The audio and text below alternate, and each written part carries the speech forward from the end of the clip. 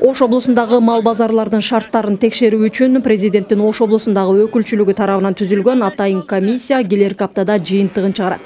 Аталган жайларды талапка жооп бере тургандай абалга келтирүүдө чабал иш жүргүзгөн тийиштүү кызматтын жетекчилерине чара көрүлөт. Бул туурасында Ошто өткөн атайын жыйында айтылды. Ага 7 райондун агродепартаменттеринин жетекчилери, район жетекчилеринин орун басарлары катышты. Анда азыркыга чейин жеринде тийиштүү иш-аракеттер жүрбөгөнү сынга алынды. Эске салсак, министрлер кабинетинин төрагасы Акылбек Жапаров 28 мартта жыйында республикадагы мал базарлардын абалын кескин сынга алган.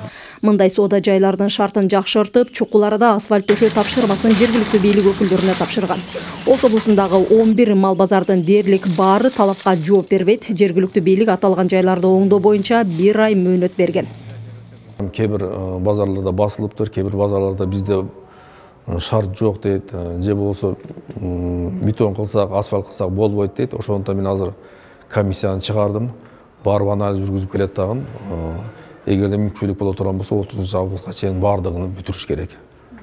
Эгерде бүтпөсө, анда биз ошол базарларды жапканга туура келет.